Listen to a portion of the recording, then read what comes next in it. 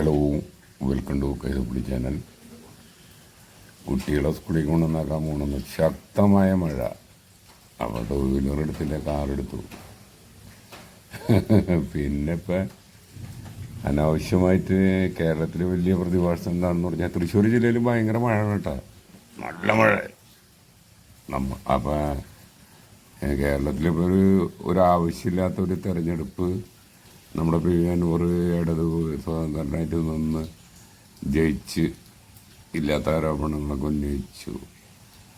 അദ്ദേഹം രാജിവെച്ചപ്പോൾ ഒരു തെരഞ്ഞെടുപ്പ് നേരിടുന്നത് ഇനി ഏകദേശം 6 മാസം 7 മാസം കണ്ടുള്ളൂ കാലാവധി. അപ്പോൾ കോടിക്കണക്കിന് ഉറുപ്പിക നശിപ്പിച്ചു കളയുന്നത് എല്ലാ രാഷ്ട്രീയ പാർട്ടികളും. വലിയ വലിയ പ്രസ്റ്റീജ് ഇഷ്യൂ ആയിട്ടാണ് എല്ലാവരും കണക്കാക്കുന്നത്. അനൂർ എന്തായാലും കറിവേപ്പിലായി, അത് 100% ഉറപ്പ്.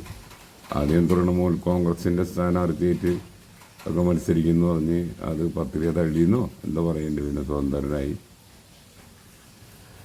അപ്പോൾ അദ്ദേഹത്തിൻ്റെ കഥ കഴിഞ്ഞു, രാഷ്ട്രീയ ഭാവി അടഞ്ഞ്. ഇവിടെ സ്വരാജ് ജയിക്കാനുള്ള സാധ്യത കാണുന്നത്. പിന്നെ ഒരുപാട് വിഷയങ്ങളുണ്ട് നമ്മുടെ നാട്ടിൽ. കാരണം ഗ്രാമപഞ്ചായത്ത്, ഇപ്പം ഞങ്ങളുടെ അടുത്തിരുത്തി ഗ്രാമപഞ്ചായത്ത് നോക്കുന്നത് വെച്ച് കഴിഞ്ഞാൽ വളരെ മോശം അവസ്ഥയാണ്. 1.5 വർഷമായി പൈപ്പ് ലൈനിന് ഞങ്ങളുടെ അവിടുത്തെ റോഡ് പൊളിച്ചിട്ട്. ജനങ്ങൾ ഭയങ്കര ദുരിതത്തിലാണ്. വണ്ടിയുടെ ടയറൊക്കെ പോവുക, അത് ഇതുവരെ ശരിയാക്കിയിട്ടില്ല. അതേമാതിരി പാർട്ടിക്ക് വൻ ഭൂരിപക്ഷം സ്വാധീനമുള്ള വോട്ടുകളുള്ള സ്ഥലത്ത് അത് റോഡുകളൊക്കെ ക്ലിയർ ആക്കുന്നുണ്ട്. പക്ഷേ വോട്ടുകൾ കുറഞ്ഞ സ്ഥലത്ത് വളരെ മോശമായ രീതിയിൽ പ്രവർത്തിക്കുന്ന റോഡുകളൊക്കെ വളരെ മോശമാണ്. അത് നമ്മളെ പ്രാദേശിക തലത്തിലുള്ള സഖാക്കൾ കുഴപ്പമാണെന്ന് എനിക്കറിയാം. മാപ്പെഴുതി കൊടുത്തവരൊക്കെ ഉണ്ട് ഈ സഖാക്കളിൽ.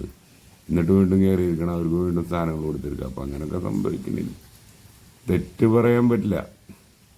ഇതൊക്കെ ഇന്നത്തെ നമ്മുടെ കേരളത്തിൻ്റെ സാഹചര്യം മൊത്തത്തിൽ പറയുന്നത് വെച്ചാൽ പിണറായി സർക്കാരിന് ഒരു 70 മാർക്ക് നമുക്ക് കൊടുക്കുക. കാരണം ഏറ്റവും വലിയ ഉദാഹരണം 600 രൂപ ഉണ്ടായ ക്ഷേമ പെൻഷൻ 18 മാസം കണ്ട് ബാക്കി വെച്ച് ഉമ്മൻചാണ്ടി സർക്കാർ പോയതിന് ശേഷം നമ്മുടെ ഗവൺമെൻറ് 1 മാസത്തെ ബാക്കിയുള്ളൂ. അതും 2600 രൂപയ്ക്ക്. ഇനിയിപ്പോൾ അധികാരം കിട്ടിയാൽ 2500 ഒന്ന് ആക്കുമെന്ന് പറയുന്നുണ്ട്.